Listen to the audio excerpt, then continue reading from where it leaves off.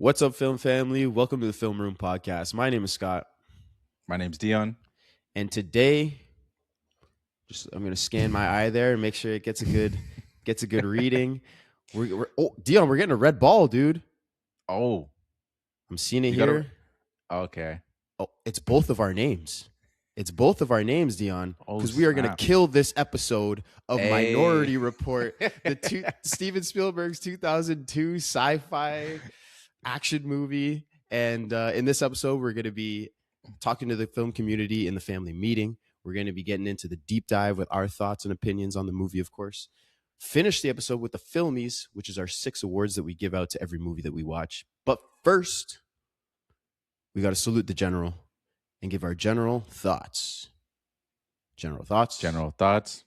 So, Dion, was this your first? This was your first time watching this movie. Yeah, What'd you think?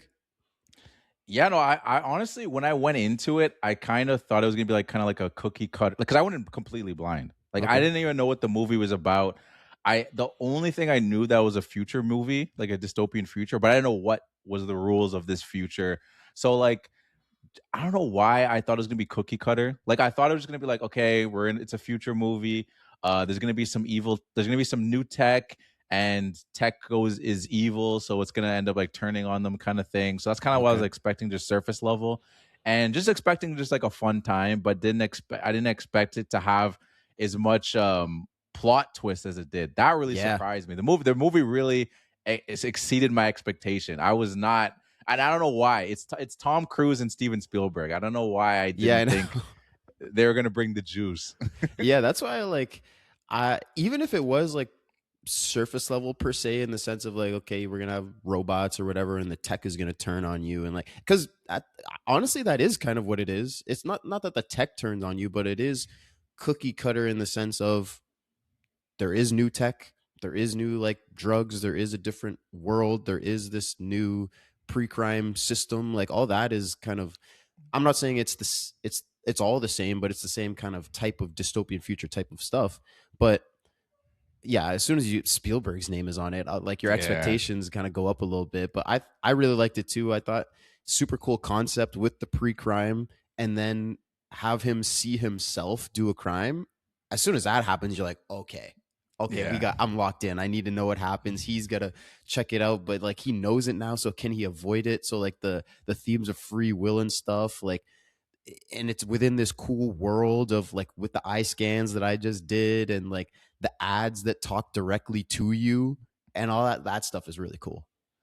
Yeah, and that was the thing that really like I really appreciate about the movie, is that it didn't explain everything from the beginning, because you're getting introduced into this world of the whole pre-crime thing, and I'm like, immediately you're thinking, I'm like, okay, so they're stopping people from killing people ahead of time because they see it happening, but I'm like, but I'm in my head, the first thing I was like, but what if they change their mind? Like, can they? Is this 100% factual? Like, it's gonna happen. There's no alternative, and they don't tell us that right away. We get Mm-hmm. those little breadcrumbs. We learn more about what the rules are with this and like what they've kind of gone through, and that kind of spread out throughout the end. So like there's always that bit of mystery where you're like, okay, what, there's more to this. So like I Yeah, appreciate that from the movie. yeah, it's set up so perfect because in the opening scene when they stop that guy from killing his wife, John comes in and stops him like the second he's about to do it. So it's clear that you were about to kill your wife. You know what I Yeah. mean? So like there's no real argument here. If we had this on video, we could show the judge like you were literally about to do this, so we stopped you. Mhm.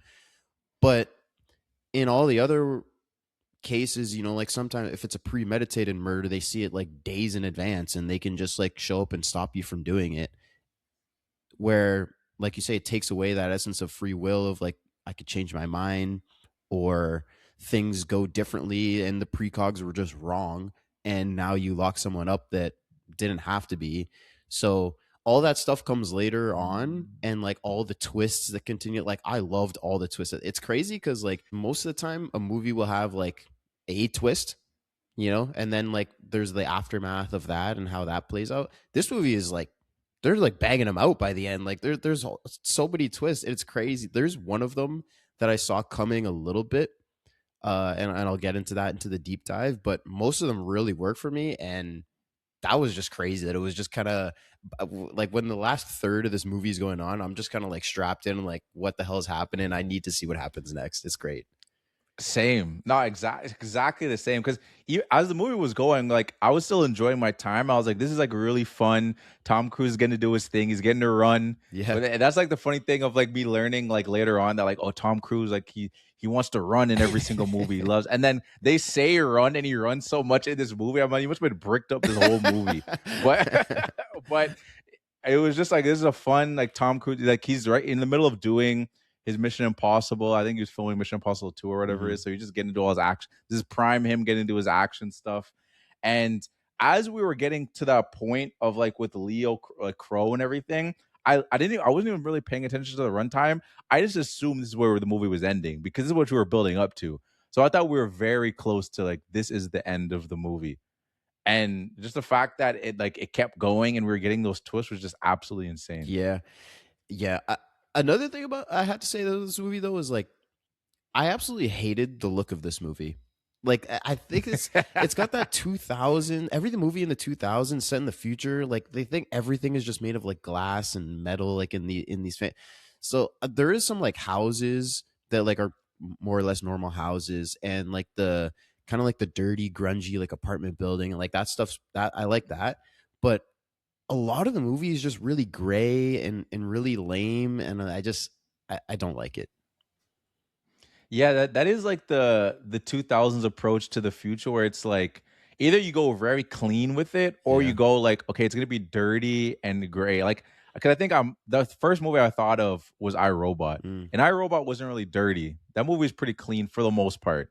Like then like there's like the some of the like the more rundown areas where that were kind of like dirty, but like when you saw the nice places like they were nice. But even their work, like the pre-crime place even seemed kind of like just kind of gray and Yeah. not that appealing. Yeah, like I feel like it's the future, man. Like have some fun with it. Why would everything just be like glass I could see through every single place? Like I think maybe they just feel like that's upscale and rich and futuristic for whatever reason, but like I don't know. If you were to go back into like medieval times and if they were to think about the future, if they were to think of like, you know, like spaceships and all that stuff, like one, we're nowhere near that, but two, like we Yeah. have color all around it. We have doors. Like people want privacy. Why would you just have glass everywhere? Like that just doesn't make sense. I hate it. Yeah, no, there's so many aspects of it. And you tease a couple of them, like the eye recognition and stuff like that, which is just, it's always funny to go back and watch older movies, whether it's like 80s, 90s, 2000s, and see what they think a future is going to look like and how much we actually have now versus like how much is like, I don't know if that's kind of out there. Do we even want that kind of thing? I think that's an interesting conversation we can get into later, but I agree about the ugliness of the movie, though. It definitely, which may, I think it was intentional for the most part. Like I saw Spielberg say that he's like he talked to the cinematographer and he was like, I want it to be beautiful and ugly. Like those were his words. Okay. Yeah, that's kind of. I guess that's kind of cool. I mean, I did read that he had like this think tank of like all these super smart people, like these university professors and stuff that kind of came together for a few days and kind of like I don't know if they went through the script, but kind of like fantasized and thought ahead of like what is actually semi realistic for like what the future would look like. And some of the stuff is like kind of realistic, like that targeted ads. Like we get targeted ads now. It's not the exact same, Yeah. but it's like, you know, it reads kind of like what you interact with online and gives you ads based on that. Does that mean in 30 years from now, when this movie's taking place, we'll have ads that are literally like see you walk in and talk to you directly? Maybe. I think that stuff's Yeah. cool. No, for sure. And that's an interesting thing too, because I mean, obviously depends like at what stage you're at in like in tech and stuff like that. But it is interesting to even think of like you sitting there like in 2002 and someone reading a script and being like, is this feasible in 2054? Like that's so far Yeah. away. There's no way someone that's in 2002 could be like, oh yeah, that's you don't know what's going to come in 10 Yeah. years. Did they know in like 2021 that we'd have AI? Probably not. Yeah. Who could predict that? Like there's like there's always been, I shouldn't say would there be AI? There was AI in 2002. It was just not as extreme as what it is now. It Yeah. was just like little stuff, like AI being in like in your GPS. Well, I don't know we had GPS in 2002, but that's AI, Siri's AI. But like we didn't. We were kind of like, oh, that's kind of cool. Thumbprint and like all these little things is AI. But to the extreme we are right now, I Yeah. don't know if anyone predicted that. So to say oh, I don't know, in 2054. I'm like, bro, who knows? Yeah. What's in 2034? Well, I could tell you it's not just going to be glass and metal. I hope so. I hope so. That shit is boring as hell, man. If we're walking around and like that is in our lifetime, and that's just that's I can tell you that my house will not be glass and metal. Maybe Oh, maybe 100%. the office buildings, maybe the rest of the world will be, but like I hate that look. It's not. Same. Man, maybe that's gonna be like the fashion for the time, and I'm just gonna be this old geezer, like, oh, remember brick and siding and wood? Like, well, bring all that back. All the kids these days just want glass and metal. Maybe I'm just an old man on my soapbox at that point, you know. Yeah, it feels like the future is never comfortable. It's like they have these futuristic houses, and like people's couches don't look comfortable. Like you said, there's no wood, Yeah. so it's like someone walk into a house and be like, "Oh shit!" Like he's got wood, or like he's got a comfortable couch. What the heck? I guess if it's a dystopian future, maybe you can make the argument that like we scorch the earth and there's no trees growing, so there's no more wood. But I mean, this is only 30 years from now, so the wood furniture that exists now would still exist at that time. But the cars are cool, like that, like go on vertical and like self-driving cars. Like I feel like we're probably will be at that point maybe in 30 years, but like just the whole idea of them like going up buildings and stuff, that stuff's pretty cool. That is true, because we do have self-driving cars now. Only in certain areas of like the world, though. It's not like we got it everywhere. Right. Like I don't even think we have it in Ontario. Like I don't like Miway or whatever that company is called or whatever. I mean, there's even like lane assist is kind of like a version of that, like a toned down version. Like if you start to swerve off, it'll kind of just correct you.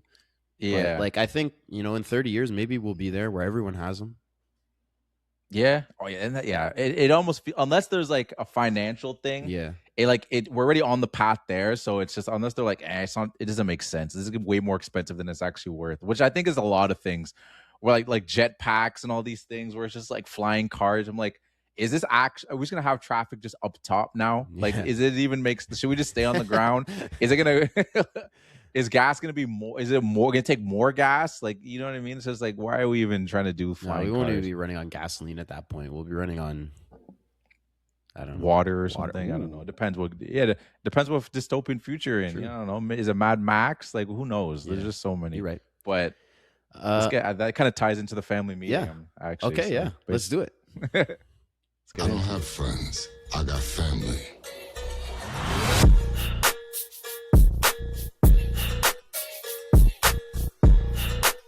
Welcome to the family meeting. This is where we ask questions online, get answers, and talk about them. And as Dion mentioned, it kind of ties in the Mad Max thing because I asked on Reddit and Instagram, same question. What's your favorite dystopian future movie? And quickly, I'll shout out That Black Rose, which is our boy Jamari on Instagram, who said The Fifth Element. Have you ever seen that movie? 1997. No. I haven't seen it, but I know what it is. Yeah, it's like the sun's gonna kill the earth and they gotta stop it or something. Yeah, I haven't seen it either. But have you seen it? No, oh, okay. I haven't seen it, but some people were talking about it on Reddit too. So I guess it's good. Actually, that leads me to my first shout out on Reddit to Fantastic Newt, which was the most upvoted, was The Fifth Element. But he added, I want Chinese food delivered to my window and a microwave that turns a cube into a giant cooked turkey with all the fixings. I'm guessing that happens in that movie. Yeah. So if you've seen the movie, that joke is for you. I'm just gonna throw it out there because we haven't seen the movie, but I guess we'll have to check it out. Lots of people say The Fifth Element.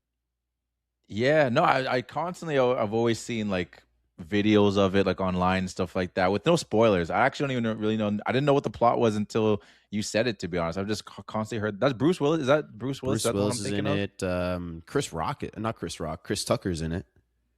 Yeah. I've seen clips of that too. Okay, yeah. But I didn't even know that was the plot, so I'm interested. Yeah, we'll have to check it out. And a lot of people are suggesting it. So I'm gonna shout out Full of Sound, who said Children of Men, Wall-E, and of course Escape from New York.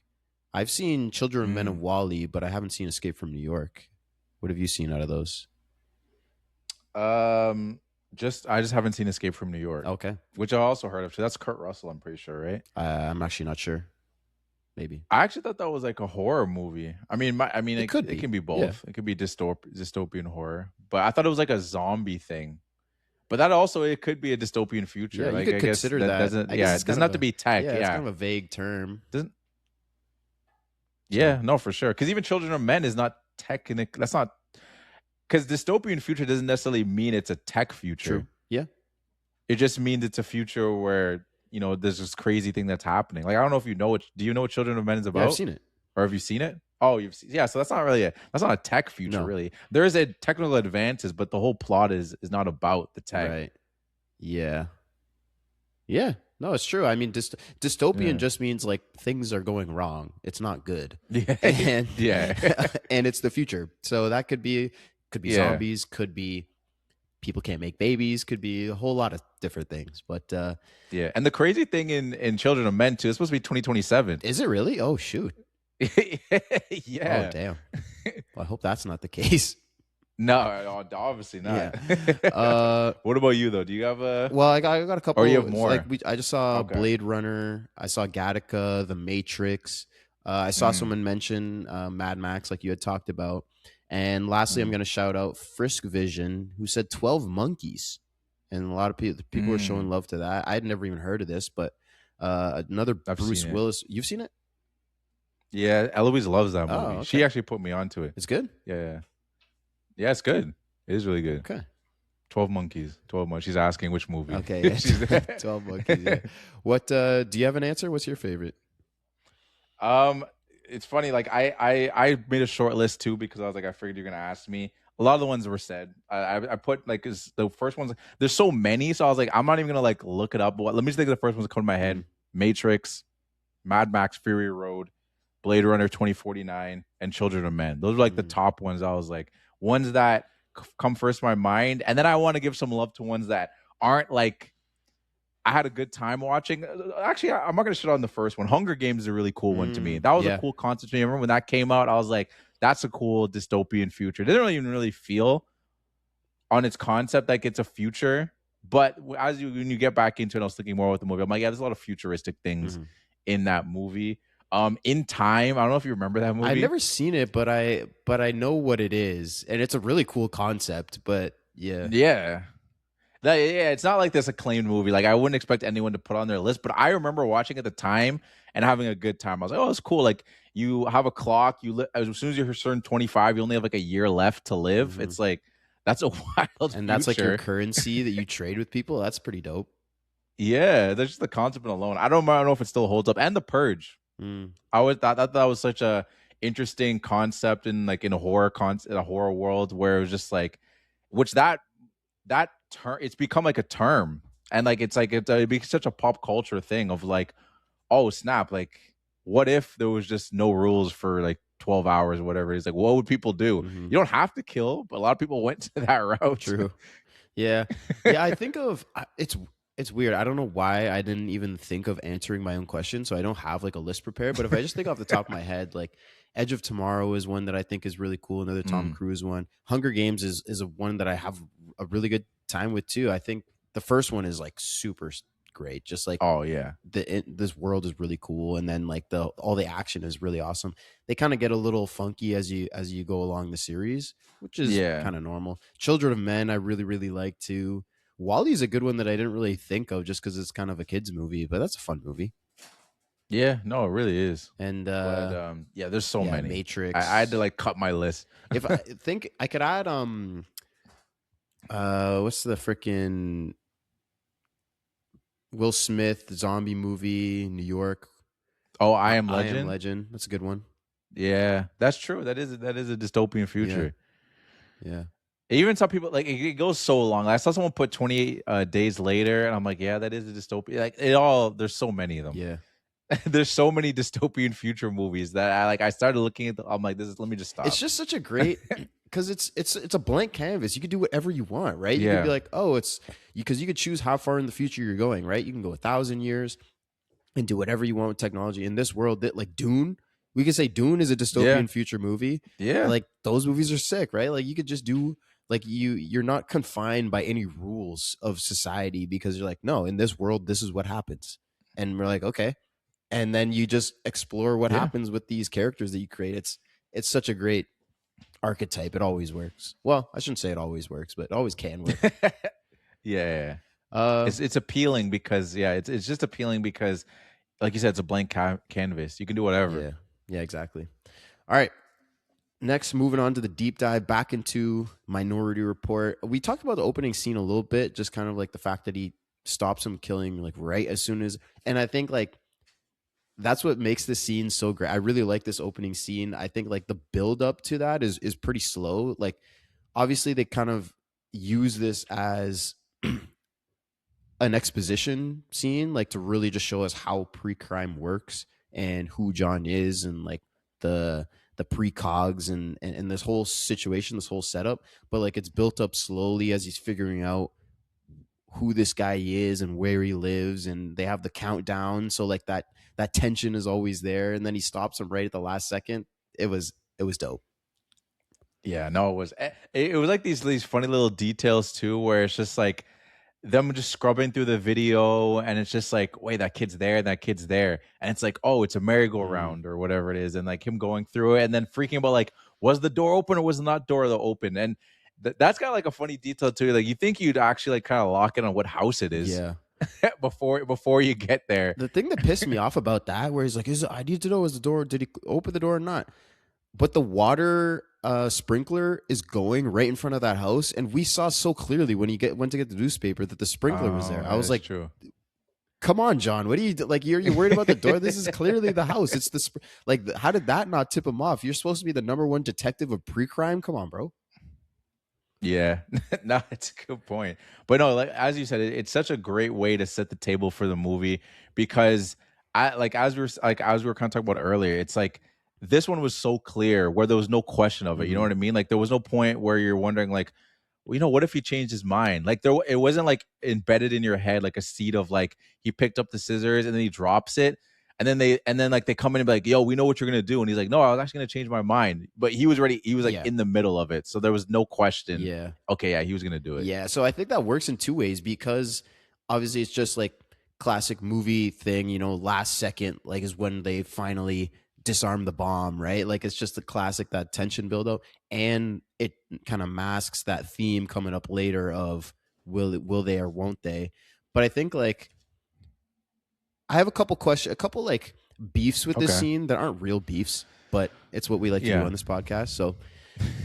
So the cheating wife, she just gets no consequences for this. Like to me, like this is supposed to feel like a big heroic thing. Like he saved the day, he stopped the guy from killing someone. But like, why didn't they just make it like an innocent person? Like I'm not saying she deserved to die, but like it just makes the whole thing feel a little less heroic, where it's like, oh, he didn't get to kill his cheating wife. Like, you know what I mean? Like if it was like, oh, this completely innocent person, like we have to stop him. But it's like, it's not like she wasn't in the wrong. You know what I mean? Yeah. No, I feel the exact same way with you. I think as the movie goes on, we kind of get more context of it where it makes more sense. Because at first I was like, okay, we're in this world. I thought they were only saving like a select amount of people. Like, oh, this person's important for our future. We're saving these specific people that we don't want them to die. But then they say later that there hasn't been a murder in 6 years. So they're saving everybody. So like, it doesn't even matter that she was like a cheating wife or anything. They're just saving everybody. So in that sense, like nobody dies. Yeah. No, I get it. from a murder. I get it. And like I said, she doesn't deserve to die just because she cheated on her husband. But like, I just feel like as I'm watching the movie, like you want to root for the person that they're saving, and like I just can't root for her that much. You know what I mean? Yeah, that's fair. Maybe that is intentional. Maybe that was supposed to be a mixed feelings thing, where you're like, okay, you're stopping him, but she also did something wrong. So like you're kind of like you're conflicted. It's making us talk about it. Versus if it was just someone that was completely innocent, where it's like, okay, yeah, no, stop that dude. Yeah, and I mean this scene could have easily just been like an exposition dump too. Like Danny Whitwer, the guy from the FBI or the Department of Justice or whatever, he could come in and just kind of like ask all these questions of how this works, and they could just explain it to him. And they do to a certain degree to explain to us. But like a lot of it is just like that show don't tell in this scene, so it works really well. But my last beef of this, it's the year 2054, right? Yeah. and they still have a paper boy riding his bike to deliver newspapers. That's already extinct. So like, what are we doing? Not 2002. Sure, yeah, but like they should have seen that one coming. Come on, guys. I had a paper route respectively in 2009. Okay. I wasn't on a bike too. I was walking. Oh shoot. Okay. I just had a little cart and I was doing a paper route. So, but yeah, there's a lot of things like that, to be honest. Even the fact that it wasn't distinct at the time, but it's just kind of fun to think of like how they had newspapers and they just made them digital. Yeah. I'm like, that just looked really dated itself too. I'm like, we're just on screens now, bro. Yeah. Like, we're not taking the old thing and then just adding some tech on it. Like, we're just not doing the magazines and newspapers. It's all just a screen. Yeah, it was cool though when he had the cereal box and like the characters were moving on the box. Oh, That was yeah, kind of yeah. cool. No, that was cool. That almost again just seems like wasted tech. Yeah. Like I get it. We got a lot of it. So like, why we animating everything? Like, Yeah. is my water bottle gonna have just like a moving animation on it? It just seems like a waste of money. I get at the same sense. I feel like it's just competition based. Like if another cereal company is Yeah. doing it, you kind of have to. That's true. No, that is You know, true. if And then- but, like, Kellogg's and then- has got Tony the Tiger, you know, saying you're great while you're walking down the aisle of the supermarket. Actually, with all these talking things, I feel like walking through a grocery store would be hell. Like everything's just Oh, screaming at you, yeah. "Hey, buy me! You hungry? You thirsty?" Like that would be crazy. Yeah, no, it really would. And you know what's interesting too about that? I actually just saw a news report that actually about like the Meta glasses that actually kind of tied in. Like I literally saw this like last night. Okay. Where it's like I don't know how much I didn't know much about the Meta glasses until like I talked to this guy like literally last Saturday, and he was like, "Oh yeah, I got the new Meta glasses," and he was showing me like there's this cool thing. It has like this AI translation on it. So like he was like, "Oh yeah, I was in the Netherlands and I was talking to this person in Dutch, and like they couldn't speak English, even though a lot of people there do speak English." And he's like, "I put the translation on it." So that person was talking to me in Dutch, and it was taking it in, translating it, and saying what they were saying to me in English. Which I was like, damn, that's crazy. Wow. But apparently those glasses, what they also do is that they have a facial recognition on it. So if I see you one time, it will recognize like, okay, that's Scott. And if I'm out in public and I'm not like, I'm kind of looking at a distance, it would like recognize you in a distance and be like, oh, look, hey, Scott's over there. And it would tell you. Damn. And I'm like, that's kind of like this to a certain extent. The fact that like this thing can recognize and being like, hey, that's Scott. Yeah. So I'm like, hey, it's not too far from there being some kind of camera walking into a store like, hey Scott, like remember when you came and got the blue t-shirt last time?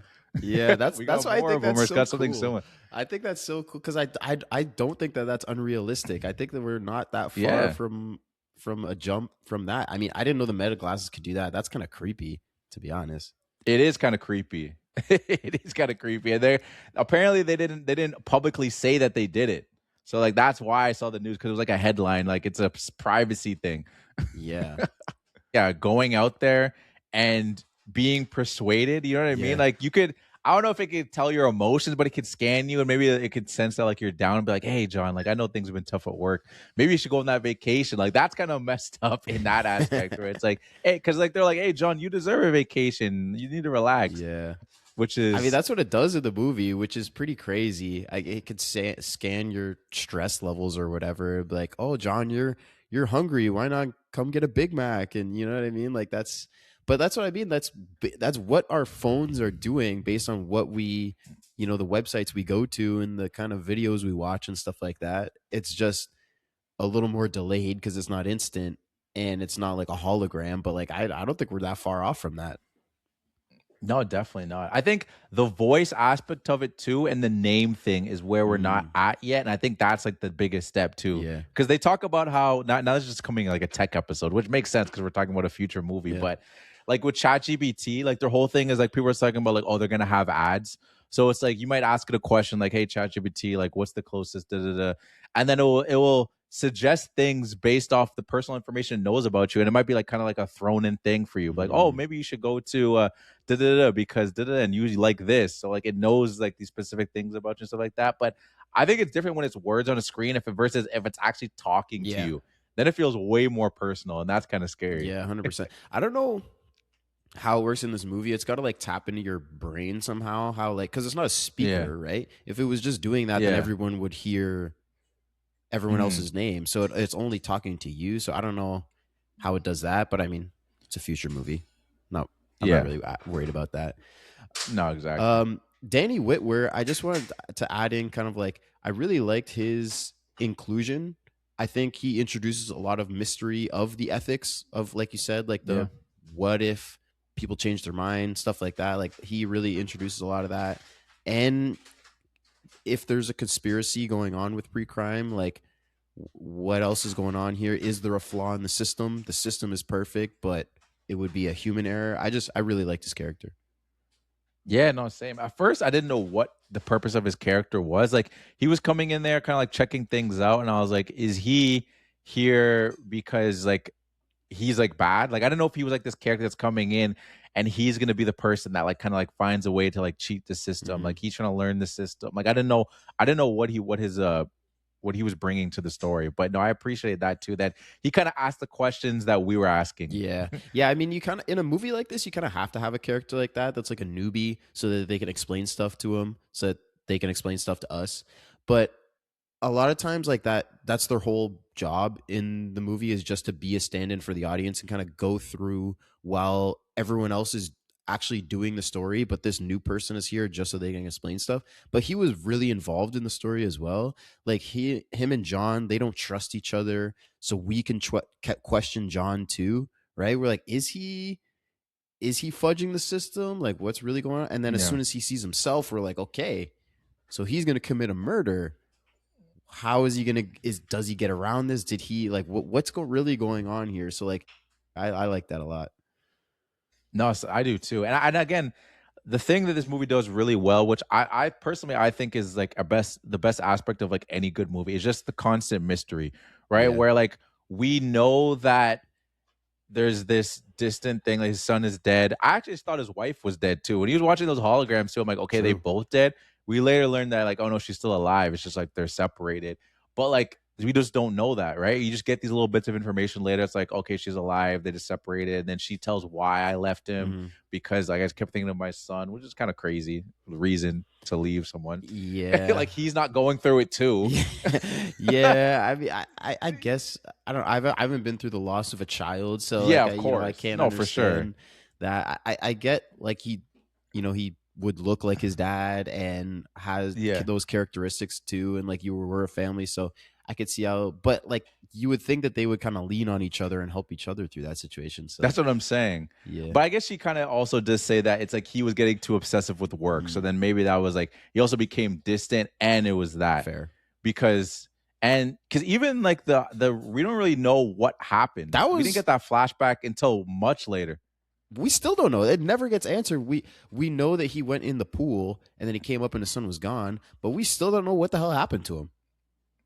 Yeah, no, it's true. Which I thought, again, I was thinking, I was like, okay, we're going to get this at the end. We didn't get it. I don't think that ruins the movie or anything, but it definitely was like this aspect of it, like you're constantly like waiting to get that answer. Yeah. you just don't. He was like, he was abducted, and it's like, all right yeah. like that's it. Yeah, you just abducted. Which is like, that was quick. Yeah. Out of sight like that. Like he just went under the water for like 4 seconds. Yeah. Yeah, I don't know. But I mean, I will say that's why the first twist worked for me, of the Leo Crow not killing his son. Like because as soon as we see him, like the vision of him killing Leo Crow, I was like, okay, he probably did it because this guy took his son. Because this is the whole thing. His son's gone, and like, so I was like, that interesting. I didn't make that connection. Oh yeah, did you have any? Yeah, prediction. I thought he was just being framed. I didn't know. Again, I was still on that train of maybe Danny is a bad guy, and he's because there's so much tension between him and John. So I was like, he's framing him for some reason, and I don't know what it is. We're gonna learn what that is later. So in my head, I was never thinking that he's killing this guy, because I didn't actually think it was real. Okay. I was just on his side thinking like this is some kind of fake thing.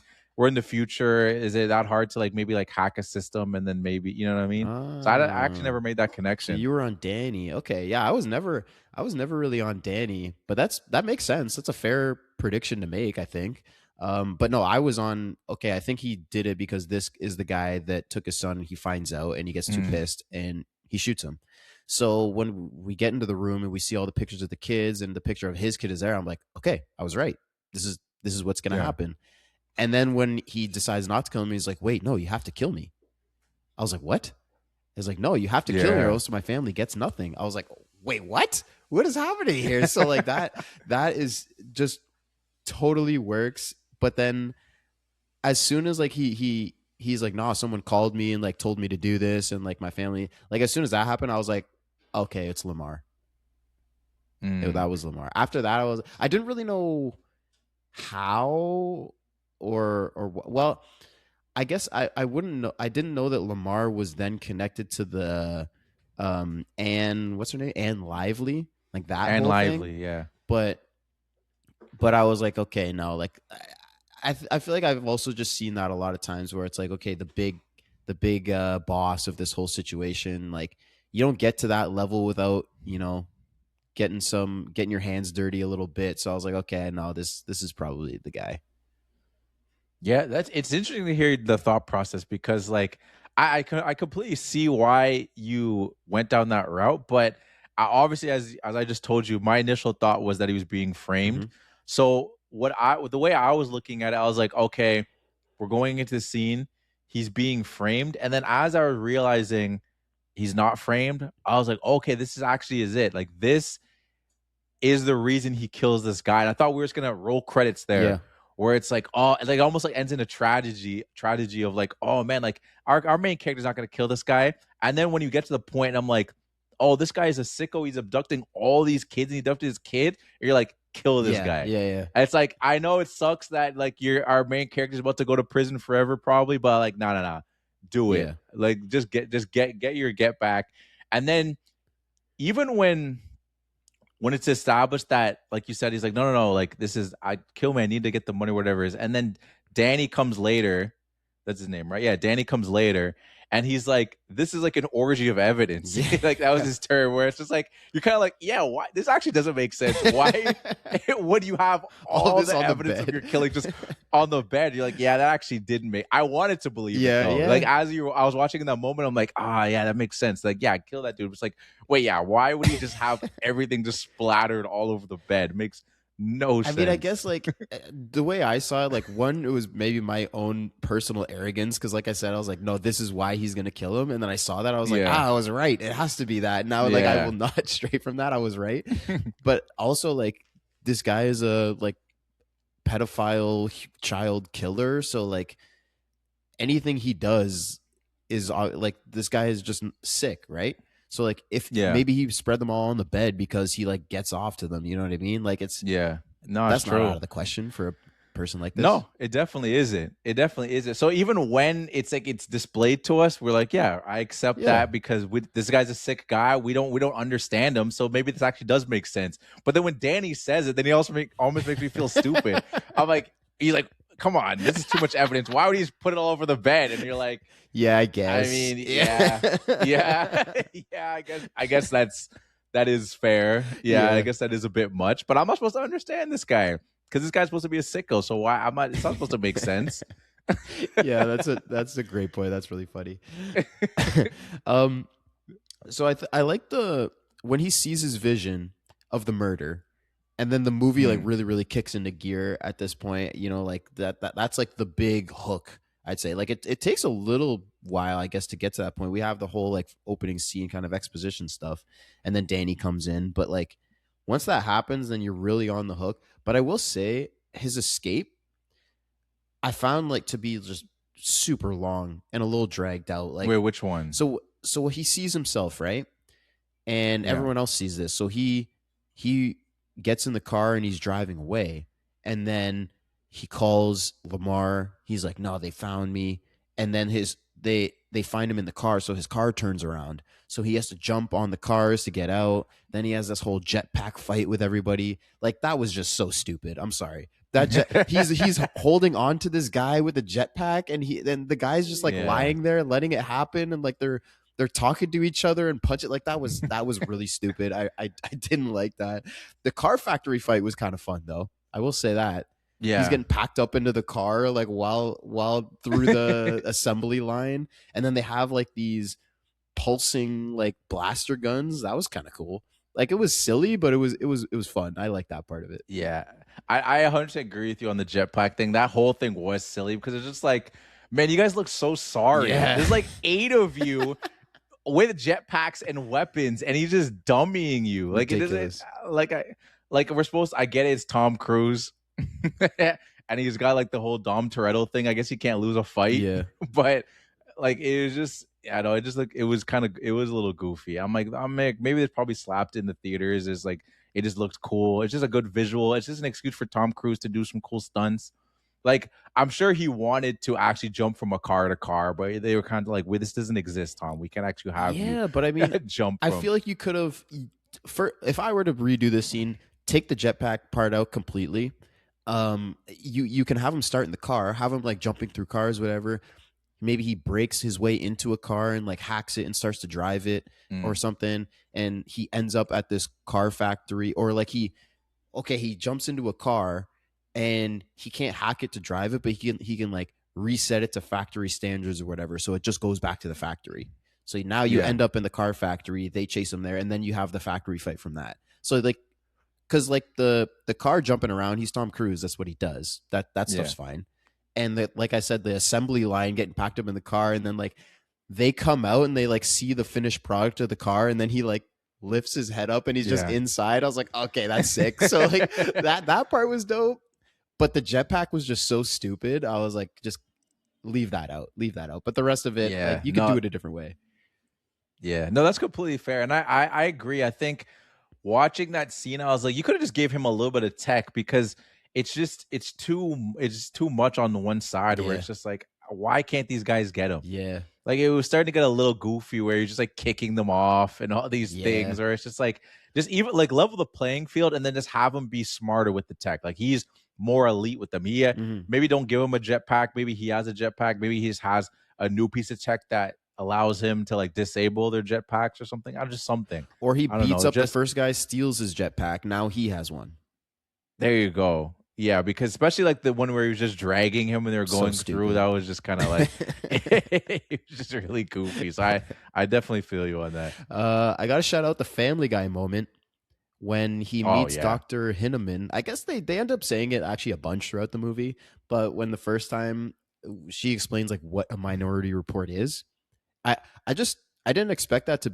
I wasn't expecting a Family Guy moment. I mean, I guess you never know. It can happen in any movie, but for whatever reason, I was like, this is not the type of movie to have that. But then she explains, like sometimes the precogs disagree. And I was like, oh, okay, I didn't know that. That's interesting. And it creates this Minority Report. So you have to find your Minority Report. But then like she kisses him at the end. Why did she do that? Yeah. I don't. It's funny you mentioned through the Minority Report, because I wrote down, not only do we have our Family Guy moment with them saying Minority Report, they also say it like 15 times in that scene. They say it so many times. The Minority Report. What's the Minority Report?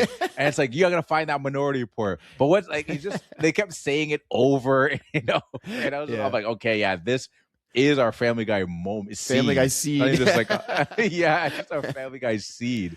But yeah, there's no reason for her to kiss him on the mouth. I read that was actually unscripted. The actress just did that. She was just like, I have Tom Cruise in front of me, like the movie star. I'm just gonna kiss him. Like, I always hate. I feel like you've heard me say this before. I always hate when there's like a kiss from the main character, and normally it's like the main guy and the main woman, and they just kiss because they have to have a love interest, because that's the way movies work. This one made absolutely no sense. There's a giant age gap. She's never met this man before at all. She's not a main character. So I was like, why would they put this in the script? This kiss makes no sense. Finding out that she just like ad-libbed it makes sense, but like, why would they even leave it in? Just like, no, don't do that. Like, it's weird.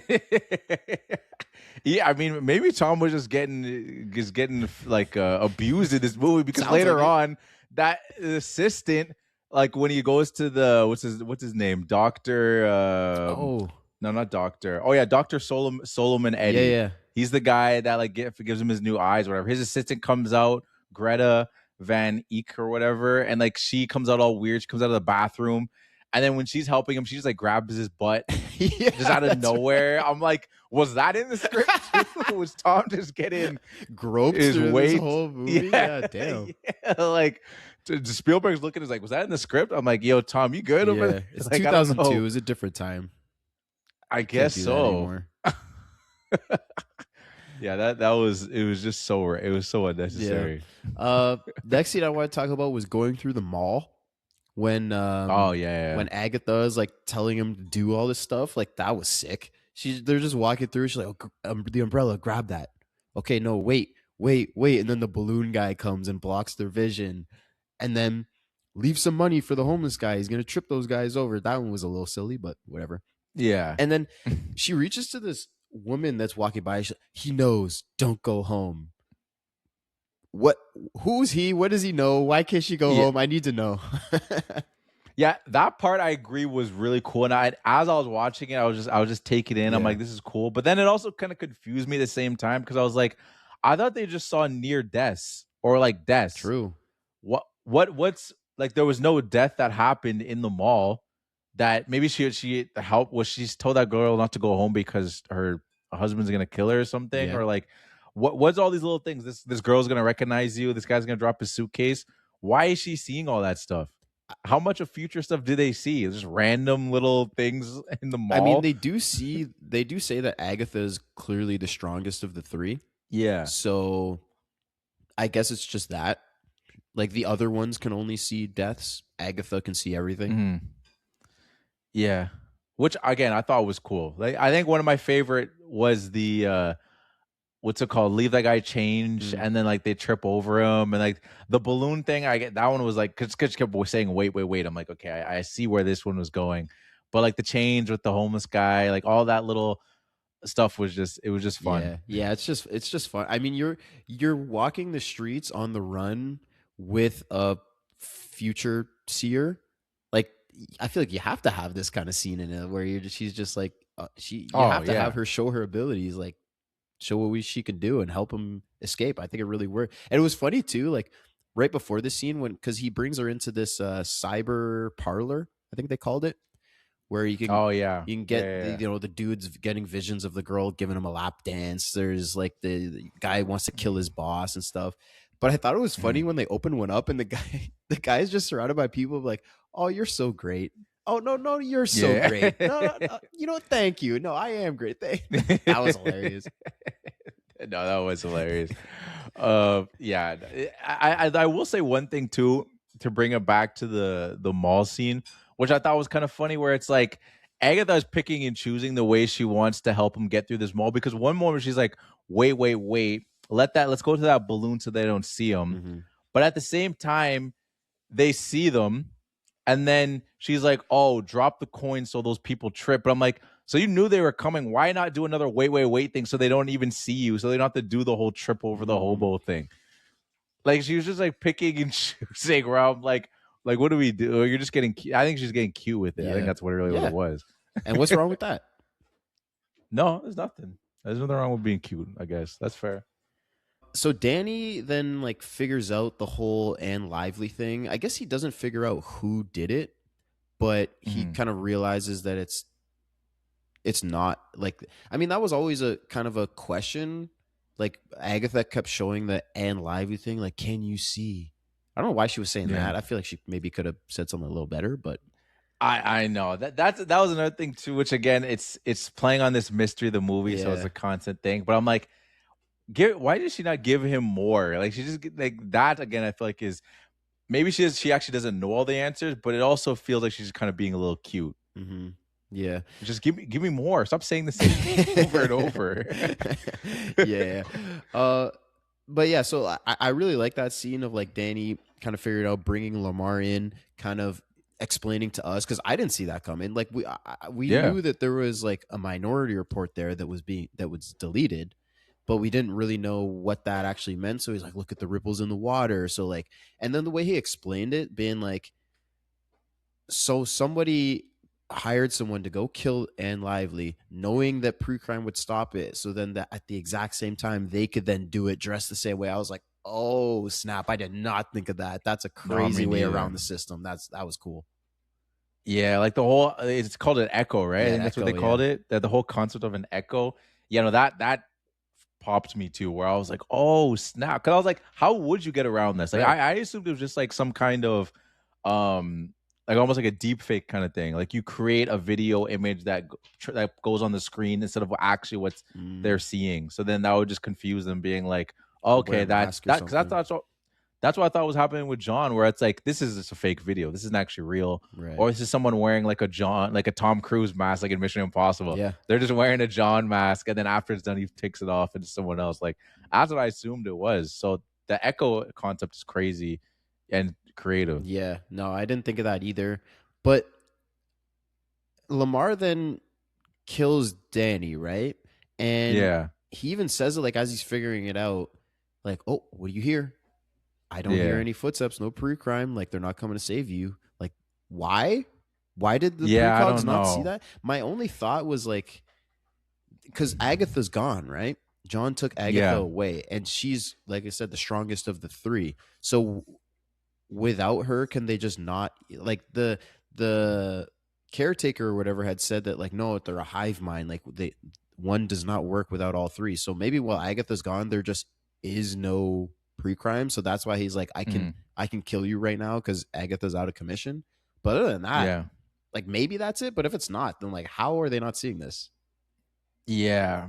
And I like, again, we always say that we don't like too much of the exposition dumps, Yeah. but I think that could have been maybe said. Mm, Where it's just like Agatha's not there, so they're not seeing it. He just said like they're not seeing it, but he didn't necessarily say why they're not seeing it. yeah. So everyone's just good right now. Like now that Agatha's out, killing is Yeah, go nuts. free. Do what you want. Yeah, do what you want to do, man. Like you do what, but not everybody doesn't know that she's gone, so Right. everyone's still on eggshells. But anyone that does not premeditated, you're golden right now. You can get angry at your cheating wife, and Yeah, you're exactly. good to go for these few hours.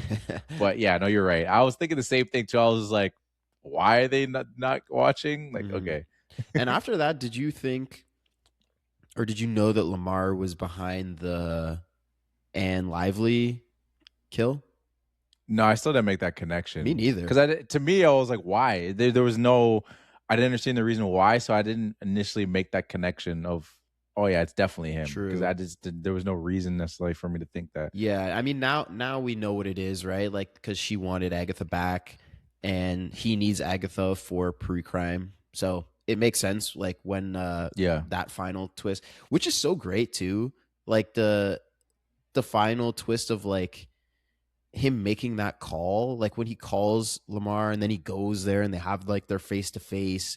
Like, I think it's just such a good decision to like, he's, it's during this big gala, they put the video up on the screen, so he's like in the Yeah. middle of all these people while he's getting called out, and we just hear John's voice over the phone explaining everything to us Yeah. and explaining everything to him, and then their face to face happens, and it's just this perfect dilemma of like, I'm right in front of you, you have a gun, if you kill me right now, pre-crime continues because they would have foreseen this, and pre-crime, Mhm. it proves that, yeah, they saw it, they just didn't get here fast enough, but then you're going to jail for the rest of your life.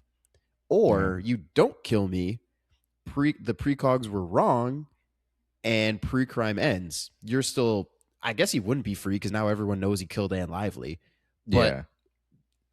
pre-crime is gone because they were wrong. So Yeah. I just think that was so perfect. No, really, yeah, it really, and I didn't expect that. Like, I didn't expect him to shoot himself. True. Like, I had no, like, I don't know what you expected from that scene when as it was playing out. I honestly, it was one of those moments where I didn't have expectations because it could have gone either way. It could have gone, Yeah. kill him, don't kill him, and I just didn't know. So in my, it happens pretty quickly too, right? That face to face. So I like didn't have Yeah. time to kind of like process and think what's gonna happen. So I was just kind of like sitting and watching, waiting to see what was gonna happen, which is just the best place that you wanted to be Yeah. in a movie. You know, you just want to sit and watch and be like, I need to know what's about to happen because I don't know. I love that. Yeah, and we talked about this at the beginning too. Like that last act of the movie was just like we were flying. Yeah. It was just like we were having a good time before that, but It was just based off like, this is a cool world, the action. But then like these flips start happening, and you're just like, I have no idea what's happening. Yeah. I don't know what's gonna happen next. I thought we were just gonna get one twist, and then we just keep getting more. And I'm like, are we done with the twist? Yeah. Like, are we done with this? I don't know. I'm leaning forward, man. Like it was awesome. I'm totally with you. I have one last point before we get to the filmies, and it's just kind of like some of the differences that this movie takes from the short story that it is based on. I don't know if you were aware of that, but it's based on a short story called Minority Report, same thing. But the whole aspect of his son was added in. That wasn't a part of it. His future victim in the story was a general who wants to discredit pre-crime so that his military authority can take over. And so he kills him to prevent that from happening. In the story, John created pre-crime. It's not Lamar. And John's this, he's like, it was described as this like balding, out of shape 50-year-old man. And I was like, first of all, that's just disrespectful. That just feels unnecessary. But I don't know if he created pre-crime to be more lazy or something. But like for the movie, they're like, no, we gotta get a movie star, like a good looking young guy. We can't have this 50-year-old bald dude. Yeah, unless you take an action star and you just have him do like a Christian Bale type thing. Like take Christian Bale, just have him put on 40 pounds, make him bald, like have him go through his machinist type thing, but on the other way around. Which he did it for Vice actually. He gained a lot of weight for Vice. So but still, you don't want to do that. Would you believe him jumping out of cars and like jetpack fighting and like all this stuff? Exactly. You know what I mean? That is true. That does go against that part of it. Yeah. But that was interesting. I didn't realize only after doing the research for it that I saw, or even when it showed at the end and I saw like Phillips Dickinson or whatever, like I was like, oh, that's the dude that did Blade Runner and Total Recall. I was like, this guy loves his dystopian futures. That's just his thing, yeah. That's just his thing, yeah. Yeah. The drug addiction too was something that they added in. Like some stuff that like I didn't know that. I feel like it wasn't that important to the story. It's like another thing for really Danny to kind of be like, oh, you're also a drug addict, so I don't trust you. So like, I guess it kind of adds that, but like, I don't know, it wasn't that big. It did. Honestly, it's very minimal. Yeah. Like we see that scene when he's like in the alley and he gets it from like that no eye guy. Yeah. But then after that, it's like not really an issue. It's like it doesn't affect his work. It doesn't affect decisions that he makes throughout the movie or anything like that. It's just something that he does. Yeah. Yeah. It was like the clone of him being like a cigarette smoker. Yeah, he's a casual drug user. What's wrong? You know? Yeah, like it really didn't affect the plot at all. Yeah. Yeah, you're right. It's a personality trait, if anything. He vapes. Yeah, exactly. He vapes. That's a big deal. Do you have anything else before we get to the filmies? I do have my game. Got a game? I do have my game. Yes, I have a game. It's Two Truths and a Lie. It's the Steven Spielberg edition, but I do have to make an adjustment because did I say one of my truths was said. Oh no. Yeah, it was the kiss. So I was like, damn, now I gotta struggle. And then you know what the funny thing was? I was like, damn, I gotta find another truth. My truth was apparently in the original story that he was a fat boy. So I ruined your next truth. Yeah, so I found another, and I was like, damn, maybe this game wasn't meant to be. Do you need a break to assemble your stuff here? Okay, so we had to take a little pause because I had to find some new truths because Scott just said them in the pod. So we're back. I'm too locked in. You're too locked in. Now we're all good. Two Truths and a Lie. We're fresh slate. He still might know these because maybe he just didn't say one of the things that he saw in his research. But all right, are you ready? Yeah, Two man. Truths and a Lie. Steven Spielberg. Mm-hmm. He's in the news because he's got this new movie coming out. It's partially the reason why we did this movie. Mm-hmm. So Steven Spielberg. All right. This is I'm going to say this is the first truth. No, I'm not going to tell you which one's truth, one's a lie. All right. So our 3 facts. I'm going to start with the first one. For the scene when Anderson holds his breath in the bathtub, Steven Spielberg used CGI to create the air bubbles rising against his own wishes due to the difficulties during shooting. Okay. Next, Spielberg hired 12 he hired 12 of the top yoga instructors for the futuristic yoga scene. So I don't know if you remember that scene when they were like all bent When he up and jumps everything. out of the car. Yeah, exactly. Okay. And last fact, Cameron Diaz and Paul Thomas Anderson had uncredited moments as passengers on the bus and on the train. Oh, really? Cameron Diaz and who? Paul Thomas Anderson. Oh, no way. Okay. You know what? I believe that. I don't know why, but like I did not notice them, but I mean I don't know, there's a lot of people there, so for whatever reason I believe that. It's a Spielberg movie. He's just going to get some people in there. The yoga thing, I mean, yeah, they were actually bent up like that. So you couldn't just like hire regular people and just be like, yeah, do this thing. And the water bubble CGI, like, why? I feel like you just do a water bubble. I feel like that's not that hard. So I'm gonna go with the water bubble. So you saying the water bubble is a lie? Yes. You were correct. Let's go. The water bubbles. I felt like my stuff was a little more balanced before, and I had to rush in those last couple ones. But hey, shout out, you got it. An improv, 2 truths and a lie. Hey man, you still made it work. And like the yoga thing, to me, I'm just like you would need people that can actually do this. Yeah. And PTA and like Cameron Diaz, why are they in there? I know. Maybe they were filming a different movie I still on didn't even set. see them. Oh wow. I didn't. I don't. Maybe it was like because I'm like to the point of like where the hell were they? Maybe I just didn't. There was another bus scene that I kind of forgot about or something. But yeah, Cameron Diaz, Paul Thomas Anderson, just passengers on the train. Okay. So they didn't talk. Yeah. It's so random. Sure. Cool. Yeah. They're in the city. They're around, I guess. And like, hey, you want to hop in here? I guess maybe. Maybe they were like, I don't know, on set. Like, you know, PTA maybe is like, hey, can I get some tips from like a all-time great director? Yeah. And he's just like, yeah, sure. Hey, you want to be a extra in this bus scene? I guess. Yeah, I mean, at this point, Magnolia already came out, so there's really a link between Tom Cruise and Paul Thomas Anderson. True. So maybe there was something going on there. The Cameron Diaz link, I don't know. Yeah, I don't know what that is. I guess Shrek. I know that sounds random, but she's Fiona in Shrek, and DreamWorks is Steven Spielberg's Maybe company. she was like dating Tom Cruise. I feel like they were dating at some point. Maybe. Yeah, I don't know. But hey, 2 truths and a lie. Scott got it right. The truth is that they didn't use CGI. Yeah. And that Tom Cruise, well, yeah, obviously, but like the extended aspect of it is that Tom Cruise actually went out of his way because he wanted to use CGI, and he's like, no, I can do it.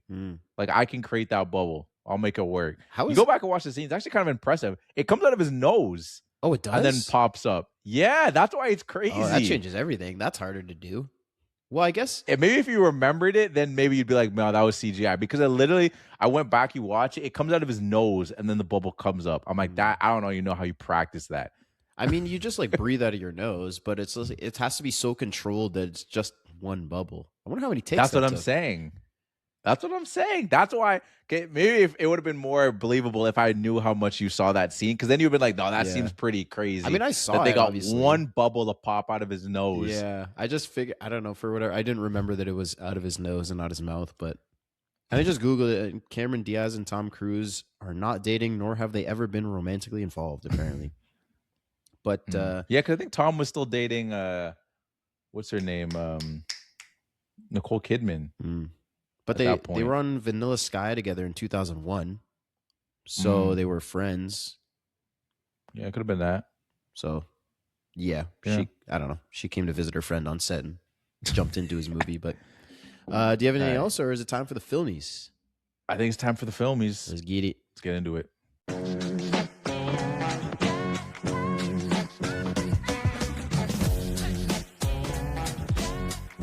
Yes, it's that time of the show. It's time for the Filmmies, and this is part of the show where me and Scott give out 6 awards to the movie we just watched. So our first award we're going to start with is our Ferris Bueller Award, aka our Lazy Award. So Scott, who gets your Ferris Bueller Award? I had a a couple runner-ups here. I got like Spielberg. I almost gave it to Spielberg for the newspaper thing, saying like, why do we have a newspaper? Like, just I don't know, get a little better at that. Also, pre-crime for not taking his eyes out of the system. Like he goes back and scans in them. Like he's a wanted fugitive right now. Like what are you doing? But I ended up giving it to Lamar, and John. It's when John calls him from the car when he's starting to escape. Right, he sees his vision. He calls him on the car. He'd be like, "I saw myself." Lamar goes into his office. He walks to his desk and sits down. His secretary comes into the room, opens the screen for him to take the call, and walks out. I'm like you couldn't have opened your own screen. Like that's literally, you had to get your secretary to come in and do that. That's super lazy. So he's getting my lazy work for that. That's a great. I didn't even remember like take that in. Like, go back and look, dude. He goes and sits down and just sits there, and his secretary comes in, opens the screen, and walks out. I'm like, that's ridiculous. Yeah, that is ridiculous. That's absolutely ridiculous. Yeah, that's a great pick. It's right in your face. It's right there. Yeah. I'm like, come on, dog. Yeah. What are you doing? Yep. Honestly, the eye thing is a good one too, like an honorary mention. Because I was even thinking that too. I'm like, he kept his eyes and he's able to come back in. This doesn't set off like a crazy alarm. Yeah. Like, hey, the guy just came back. He's here. Everyone rushed. Yeah, like lock down the building. Don't let him in. Like ridiculous. Yeah, I think there's a couple things with that. Like now I'm not, it's like a movie tangent. It's not even like going completely off, but even just the fact that he went through that whole process of getting his eyes changed. He went through that whole 12 hours, which was miserable. Mm-hmm. Got the thing where he was like melted his face. And they immediately realized it was him like within like 5 minutes. Like all that work, he comes back in.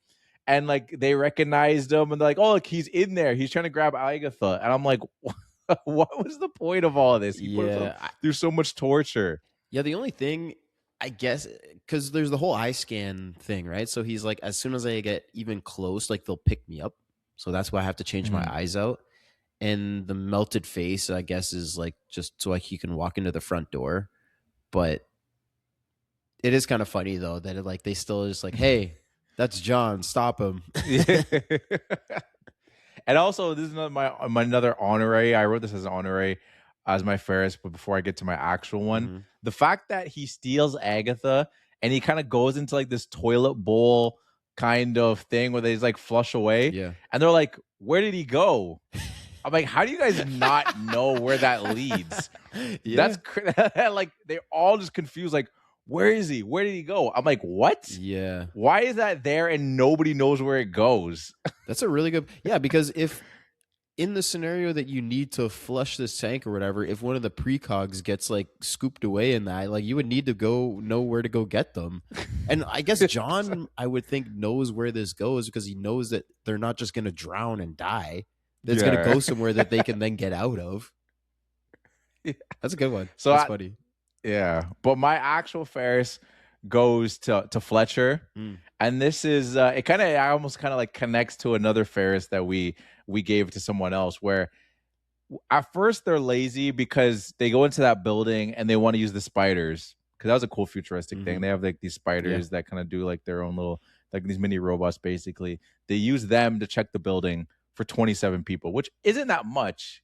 No. You know what I mean? Like it's enough where it's like, you know, this might they want to get out of there pretty fast. So like, this will save us time. So if it was like 100 or something, they'd be like, okay, yeah, let's use these spiders. 27 people. At first I was like, that's kind of lazy. Yeah. But they still go through all the rooms and everything. And I'm like, okay, they're not as lazy because they're still kind of doing their checks and they're realizing there's something suspicious. One of the bodies kind of disappeared. That's weird. So it's like, look into that. And then it reappears and they're like, maybe it's someone trying to get away. So like, let's go. They're at the door, and then the spider's like, "Oh, it's not him." To me, that's lazy, and it ties in. Yeah, just go check. You have your hand on the doorknob.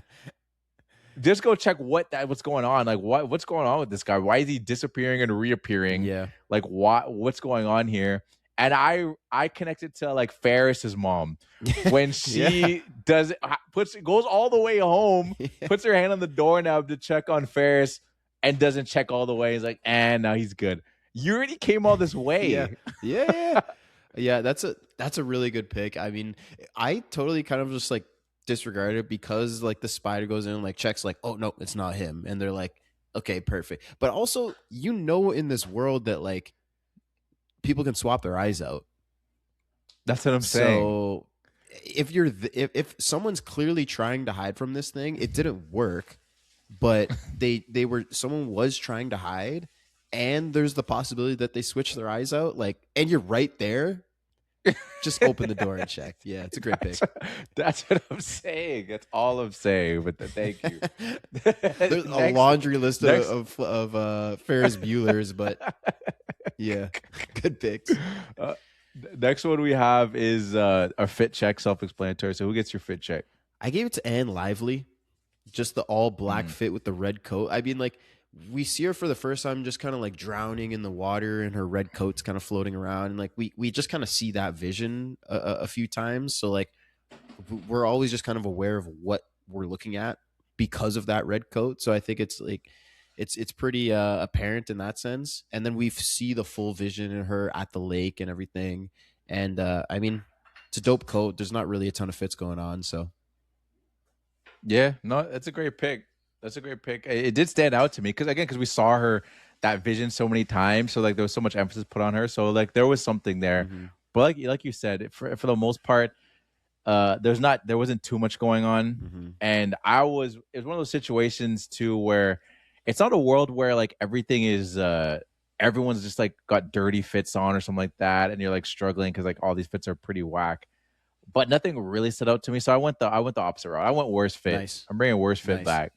And I gave it to Rufus. He's the guy that was kind of in charge of that world where it's like you kind of get the simulation of all the people and stuff like that. And his fit was just I could appreciate like when someone takes a reach, but to me it was just too much. Like he had like this red jacket that was like I don't even, it wasn't leather. It was just like really shiny. I don't know what it was. He had like this green shirt that was stripes on it and these pants that kind of look like they had bleach stains.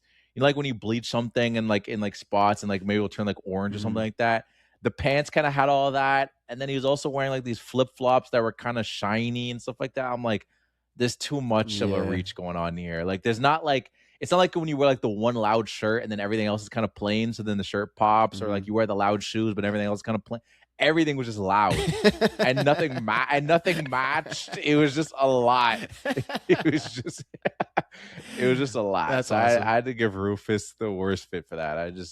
That's good. Good pick. I like that. Thank you. What about you though? No, you told me. Yeah, and Lively. You went. You didn't. Yeah, and Lively. Next award that we have is another self-explanatory one. Is quote. So, what was your favorite quote from the movie? I gave it to Danny. And he says this to John when John's escaping and they meet in the elevator. And because he jumps right up to him, puts the gun right to his face. And Danny looks at him and smiles and says, "Looks like I found a flaw." Oh, that was tough. Because it's just like the whole setup earlier. You know, he's coming in like, what do you actually? I'm here looking for flaws, but the system is perfect. So it must be a human flaw. And then when that happens, he's like, oh, looks like I found it. That was tough. No, that is tough. No, just straight up. That's a tough quote. Yeah. I 100% remember it too. Like that scene, I was locked in on that scene too because I was just like, oh man, these are two like rivaling characters, and now like we see our main guy John, who's in the situation. It's like, oh, here we go. Yep. And no, that's a good line. Yeah, great pick. What's yours? Great pick. I gave it to Lamar. And we actually talked about it a little bit, but I wrote the full thing. It's kind of a long quote, but I think it's the quote and then what it led up to, which would, to me, just really put emphasis on the scene, is when Danny's talking to him and explaining the whole thing, the echo and all that stuff. And he's like, at this point, he's caught. He's like, do you hear that? Nothing. No footsteps up the stairs. No hovercraft over the window. No clickety clackety of the spiders. Do you know why those things? Why you can't hear those things, Danny? Because right now the Pre-Cogs can't see a thing. And then boom, gunshot. And I was like, oh, I did not expect the gunshot like just immediately after that. I thought it was gonna be this whole thing of like, you'll never escape, they'll never believe you. Just he says it and then immediately pops him, and I was like, oh, that's tough. Yeah. The line is so great because it's such a buildup of like, oh, they can't hear you. Like, you're not safe. That just that kind of feeling of like, no, I'm in charge here.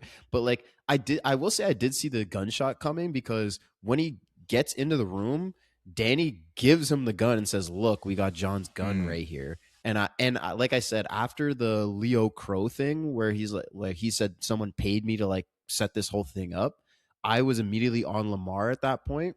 So when that happens and he gives him the gun, and then he's explaining like, see, something's going on with Anne Lively here, and I'm like, oh, he knows too much. He's about to kill him. So, but that doesn't take away anything from the quote. So I'm totally with you on that. Yeah, and I hear your point too. Like, I definitely don't disagree. I definitely thought something was gonna happen there, but for me, I didn't expect it to happen immediately. Fair. Like, I didn't think it was like as soon as his words were done, immediately he was gonna pop him. I thought it was gonna be like, I can't let you leave, and then it'd be like a boom boom, like maybe a dramatic slow mo or whatever it is kind of thing. I didn't think it was like the words that precogs can't see a thing, and then boom, immediately. I didn't expect that, so that was like, oh snap, like he means business. Yeah. He's not wasting any minutes, any words, just right out the gate. So like that's why I end up giving it to Lamar. Yeah, that was a good scene. Next award we have is our sixth man, aka our Calvin. Oh, that's what I call him last time. I called him Calvin Johnson. Calvin Johnson. So what's his name again? It's now I'm Keldon Johnson. That's right. And this is our sixth man.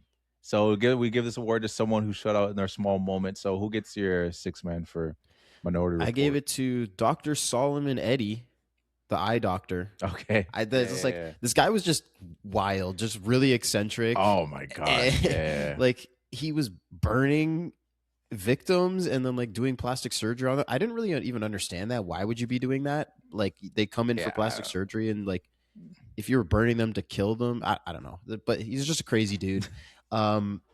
He helps John a lot when he shouldn't. He explains this whole thing that like, you're the one that put me away, and he has this whole line like, thank you for putting me away, thank you for the prison shower with a big dude saying, hey Nancy, and like, never scratch, don't scratch your eye, never scratch. Like he's just a wild dude. But he just stood out to me. But I will say he did him so dirty with that sandwich and the milk. Oh my gosh, yeah. He's like, no, she made you a sandwich. We got you some milk. It's here in the fridge. But you're just leaving all the other nasty stuff. Like this guy can't see. Why would you do that? Oh, did him nasty. I guess that was his get back. That he, because he could have took that stuff out of the fridge. Because they put that stuff in there. He was like, should we take that nasty stuff out? Like, nice blind. Yeah, he gets it. He gets it. Like that. I think that was a little bit of get back for him. Maybe. So. Yeah, but no, I think a lot of that was just to make us nervous of like, oh man, like, cause like the way he enters the scene too, he just comes in sneezing, all the snot coming out of his nose. I'm like, oh, takes it, rubs on his chest, like, oh, don't worry, you're safe. I'm like, everything's gonna be. I'm like, oh my god, like this is the guy that's gonna be doing surgery on him. Like that's absolutely disgusting. His assistant too, as I mentioned, like. She comes out of straight off the toilet, doesn't wash her hands. You just hear a flush, and then she immediately walks into the room. I'm like, what's going on here, man? What is he? How did he find himself in this situation? Yeah, this is not where you want to be, but you got to be in this underground black market thing. Yeah. And then it creates a good setup, like 12 hours. You can't see. You're already going to go blind. Yeah. That's cool. No, it's true. I shout out my boy, John Abruzzi. That actor, anyone that ever watched the show Prison Break, that specific actor, he played a guy in prison. He's a mainstay in the show Prison Break. So as soon as I saw him, I was like, hey, it's Abruzzi. That's just he's John Abruzzi. His name was John in Prison Break. So when I saw him, I was like, again, very similar kind of character, because he was in Prison Break. Obviously, a guy that was a criminal and did a lot of bad things, went to jail. So and then this, he did a lot of bad things and was in jail. Worse. Okay. You're just killing people. Okay. I assume. Is torture worse than just straight up killing someone? You have that moral debate, I guess. But no, that's how to shut him up. But great pick. That's a great pick. My sixth man's a little weird, but I gave it to the show Cops. Okay. And a shout out to the creator John Langley and Malcolm and Babnor. Because the show started in 1989, and there was a commercial of John. They're showing. I don't know if you remember it. There's a quick scene when he's walking. He's in the house, and they're playing the show Cops on the screen. They got the whole bad boys, what you gonna do? And they show Jean's character on it. I'm like, yo, Cops is still going. Shout out to Cops, bro. The show started in 1989. It's 2054, and the show's still going on. Okay. Yeah, hell yeah. It still works in this climate. You know, it's like, it's not about, Cops isn't about stopping murders or like anything to do with murder. It's just getting people that are committed crimes and they're trying to catch them. It still works in this climate. True, yeah. Maybe they've upgraded it to pre-cops. Because if they're following John, then they are following pre-crime. Because that is true. Yet. So I guess it's pre-cops. So if anything, they got more of an emphasis too, because before we were just catching people that have already done stuff. Now we have a whole nother element to the show. Like we're following people that are about to commit crimes. Yep. So shout out Cops. Shout out Cops. Guys, that's a long run. That's a great pick. That's so funny. I love that. I love these tiny, stupid little. That's like what the 6 man. Like those are these awards. Oh, are. it's That's all great. about. Love it. Nice pick. Thank you. Next award we have self-explanatory. Best scene. So what was your favorite scene from the movie? I gave it to the spider crawl scene. The tension is just fucking crazy. Like because he's blindfolded. You know, they emphasize so much. 12 hours. You can't take off your blindfold or you will be blind. It's the way they shoot it, like from above, going room to room, and there's like the kids that are, oh no, I'm scared, and the 2 people having sex. The other one like, man, I know you was out with that hoe last night. Where were you out last night? Like that was just kind of funny, but like they're just following the spiders around the building. That was really, really cool. He goes into the tub to like cool down, like get himself off of the heat sensor, whatever. I was like, oh, that's a really cool idea. And he just like immediately thinks of it while he's blind. I was like, that was really cool. But then the air bubble comes up, pops. They're about to leave, so they come back.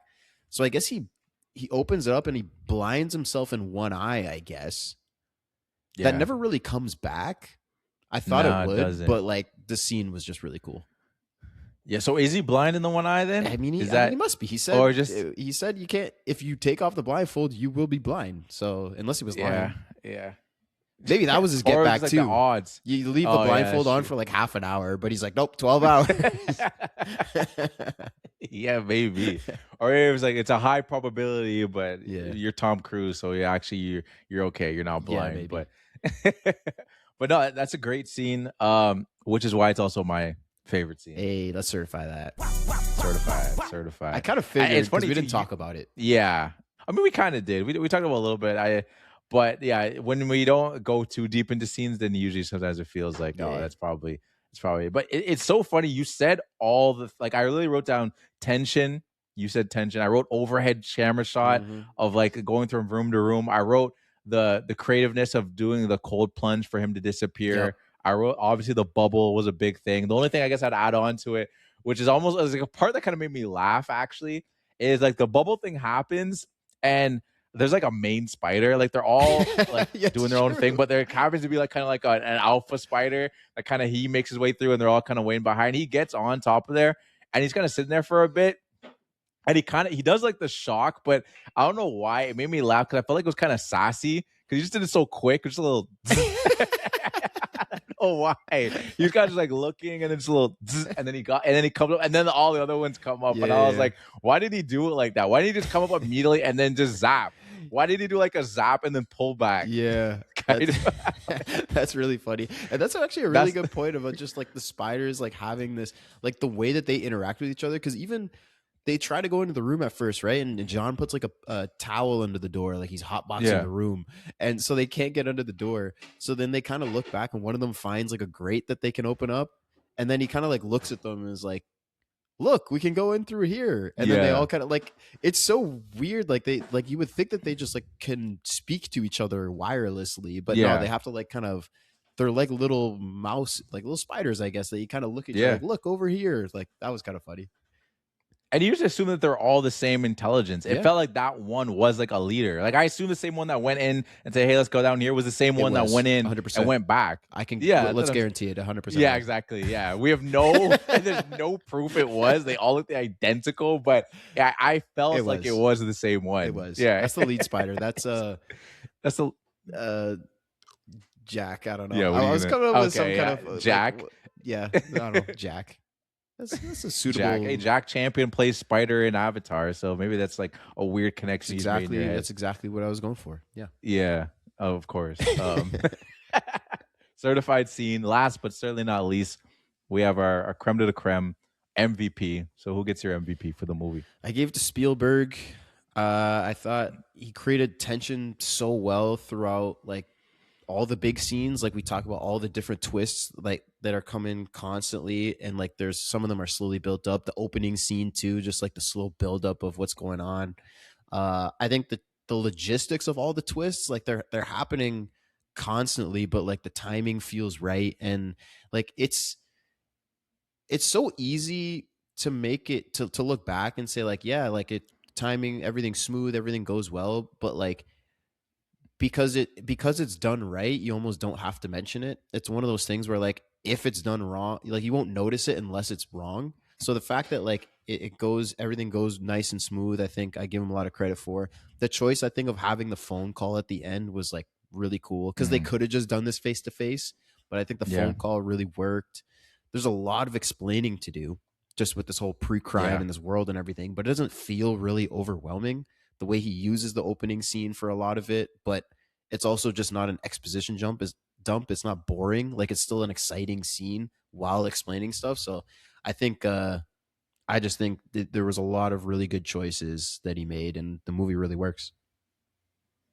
Yeah, no, it's a great pick. I struggled with it. I was leaning on whether I want to give Spielberg, and I think he's 100% well deserved.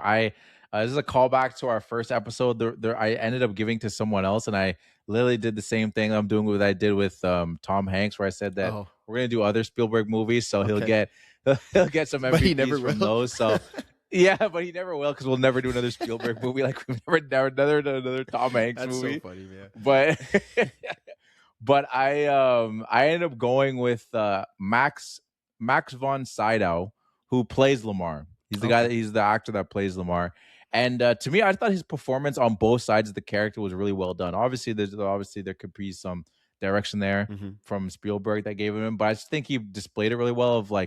I think he played the old friend really well to the point where until we got to the end when like things started to get a little weird, I never suspected him. Where I was thinking, I was like, oh, like this character, like he's playing off kind of sus.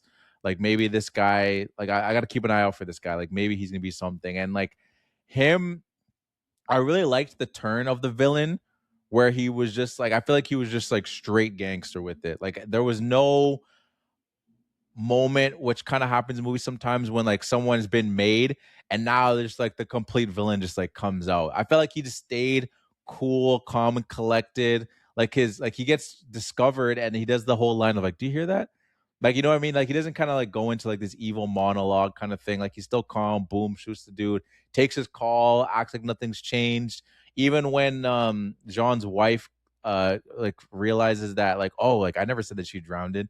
He just stays calm too. It's not like an evil smirk comes up and he's like, oh well, you know, like turns into like some evil Joker or something like that. You know what I mean? He's still calm. His assistant comes in and she's telling him, oh, like she's like, oh, I'll be right there. And then even like after he realizes that he's been caught by her, he's just like, we'll talk about this later. Like I just appreciate just like that calm demeanor all throughout. And he just stayed that way. Obviously things got a little more at the end where he's like, okay, damn, now there's a video of me up there. So now I'm not as calm, but I just like that gangster approach that he gave to that Lamar character. No, that's a great pick. Honestly, I think you make a really good point of like playing both sides of the character. And I had mentioned that like I was kind of on him after. I wasn't on him at first, but after the Leo Crow flip, I was kind of on him. But that's not because he was playing it. Obviously, I just think that was more like based on my experience watching movies similar to this, and kind of like having that idea of like, okay, it's maybe the big boss. Like I've just seen that before, so that was why I was kind of on him. But yeah, no, I think his performance is really good. You make a good point of like, even when John's wife finds out, and he's like, "Wait, who's Anne Lively? I don't know." And then, oh, I never mentioned drowning, and he never. You're right. He never like when as soon as she's tying his tie and she says that, like I almost expected that. I expected him to be like, "How's he gonna get out of this now? Like, is she? He can't just like let her leave. Like she knows now, right?" but he does. He's just like, screw it. I'll talk about it later. I'm not even worried. I'll have you killed in some sort of way because that's just what this guy does. And then, you know, the face to face with John at the end, like at every aspect, he's just like here. He's just chill. Yeah. He's like, because he's going to find a way out of it. And at the end, when he realizes he doesn't, he's like, oh, well, I'm still him. I'm going to shoot myself. But like, yeah, no, that's a really good pick. I like that. Thank you. I'm sorry, Spielberg. You'll get another one later on. Get one when we do Jaws or we do or Indiana whatever. Jones. There's like a laundry list of movies he's done. Whole lot of movies. Well, there you go. That's the Filmmies. We got 2 certified. Just one certified. Not just one. The Scene. It was just one certified. Yeah. The Scene. Yeah. It was a great scene, man. No, it's a great scene. That's actually funny too, because you say like we had the same like points about the scene too. Yeah. I mean, like that's just the reason it's so good. But yeah, I know exactly. Yeah. There's a Filmmies. Thank you for listening, everybody. That's going to do it for us. We hope you enjoyed the episode. If you did, we would appreciate a 5-star review, 5 eyeballs. Yeah, I was gonna say eyeballs. You're gonna go with eyeball. Okay, there it is. Yeah, there it is. 5 eyeballs. 5 eyeballs on the rating. We would very much appreciate it. Be sure to check us out on Instagram, TikTok, YouTube, Reddit. Is there anything else? I feel like I'm missing. Spotify, Apple Spotify. Podcasts. Yeah, TikTok. I think you said that. I think I said TikTok. The socials were at. I think you said Film Room TikTok. Pod. Yeah. Check us out at the Film Room on YouTube. All the other stuff. Be sure to stay tuned. Next week, we'll have another banger for you. Dion, take it away and do your little whatever you're going to do. I'm excited to hear what this is because it's always a good time.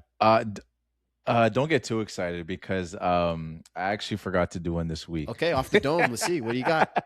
Off the dome. Okay, so I guess I would say, do you hear that? No, no, I don't hear anything. There's no one coming up the stairs, no clickety clack of the spiders. No, man. And you know why? Why? Because you just heard the best movie podcast. I don't know, it doesn't even make sense. Absolutely. But peace out. Peace out.